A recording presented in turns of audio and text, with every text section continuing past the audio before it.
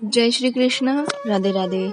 आज मैं आपको सुनाऊंगी माघ के माह की कथा। यानी कि जो माघ का माह हम स्नान करते हैं पूरे माघ के महीने, तो पूरे 30 दिन की जो कथा होती है वो आपको हमारे चैनल पे मिलेगी।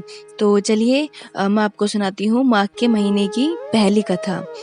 ये कथा है राजा दिलीप का आखेट वृत्तांत। प्राचीन काल की बात है। अत्यंत पवित्र तीर्थ स्थल श्री नैमिषारण्य क्षेत्र में मुनिजनों ने श्री सूत जी से प्रार्थना करते हुए निवेदन किया कि हमें समस्त सुखों तथा मोक्ष देने वाले माघ मास के महात्म्य का सविस्तार वर्णन सुनाने की कृपा करें। अत्यंत प्रसन्नता पूर्वक सूत जी बोले, हे मुनिजनों, तुम धन्य हो। तुम्हारा हृदय भगवान श्री कृष्ण की भक्ति में लीन रहता है, अतः तुम्हें माघ मास का व्रत तथा महात्म्य का वर्णन सुनाता हूँ। सर्वप्रथम माघ मास का विस्तार वर्णन शंकर भगवान ने देवी पार्वती को सुनाया था, अतः इस महाव्रत के कर्णधार स्वयं देवादिदेव श्री शिव शंकर भगवान हैं।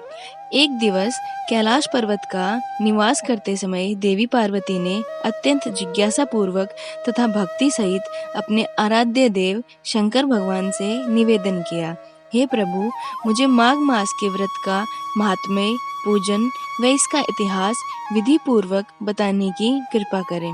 देवी पार्वती के भक्तिपूर्ण पवित्र भाव को देखकर महादेव जी अत्यंत प्रसन्न हुए तथा बोले, हे प्रिय, अति प्राचीन काल का वृतांत है। महाराज दिलीप ने एक विशाल यज्ञ का आयोजन किया। यज्ञ के अंत में अनेक ऋषि जनों ने राजा को विशाल यज्ञ के आयोजन के लिए आशीर्वाद दिया।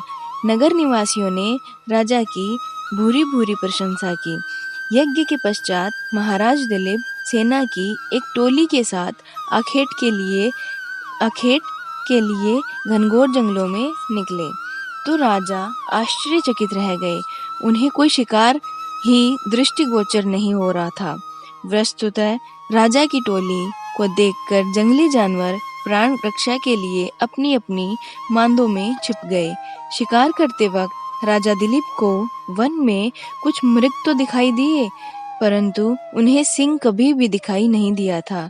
राजा दिलीप सिंह का शिकार के लिए अत्यंत उत्सुक थे। अचानक राजा दिलीप को दूर जंगलों के बीच एक अत्यंत सुंदर मृग दिखाई दिया। मृग को देखकर राजा आश्चर्यचकित रह गए। इतना विशाल तथा सुंदर मृग उन्होंने अपने जीवन में नहीं देखा था। महाराज ने एकदम अपने अश्व की दिशा उस मृग की ओर कर दी। राजा का अश्व अति तीव्रता से मृग का पीछा करने लगा, परंतु राजा का अश्व जितना तीव्र होता, मृग की गति और तेज हो जाती। महादेव जी बोले, हे पार्वती, वह साधारण मृग नहीं, अपितु मायावी मृग था। मृग कभी कभी लंबी कलाएं भरता हुआ अदृश्य हो जाता, फिर एकाएक दिखाई देने लगता। राजा व उनके अनुचर परेशान व हैरान थे। उनके अश्व अत्यंत दुर्गम, आच्छादित तथा कष्टपूर्ण प्रदेशों से अति तीव्र गति सहित उस मृग का पीछा कर रहे थे। पीछा करते करते सायंकाल का समय होने लगा। सूर्य अस्ताचल की ओर चल पड़ा। उस समय एकाएक हिरण गायब हो गया। राजा थक गए थे तथा प्यास से चूर चूर थे।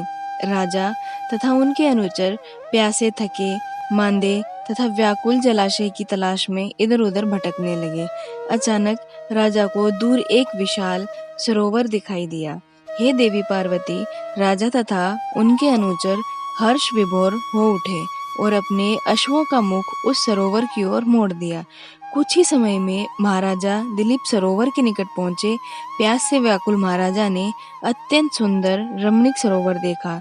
उस जलाशय के चारों ओर छायादार वृक्ष तथा रंग बिरंगे पुष्पों का उद्यान था।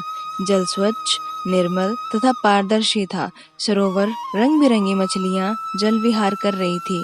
जलाशय में अति सुंदर कमल के पुष्प खिले हुए थे। महाराज इस रमणीक स्थान को देख आत्मविभोर हो उठे। एक बार तो वह अपनी तमाम थकान भूल गए। राजा ने अपने अनुचरों को उस स्थान पर रात्रि विश्राम का आदेश दिया तथा प्यास बुझाकर जल में स्नान किया। उनकी थकान छूमंतर हो गई तथा हृदय प्रफुल्लित हो गया। रात्रि के भोजन आदि से पूर्व राजा ने अनुचरों को आदेश दिया कि रात्रि में रक्षा हेतु चारों ओर जाल लगा दिया जाए, क्योंकि डर था कि रात्रि के समय जंगली जानवर अपनी प्यास बुझाने हेतु उस ओर आ सकते हैं तथा कोई भी संकट उत्पन्न हो सकता था। आधी रात्रि के पश्चात जंगली सुअरों का एक झुंड सरोवर की ओर आया और सैनिकों द्वारा बिछाए गए जाल में फंस गया।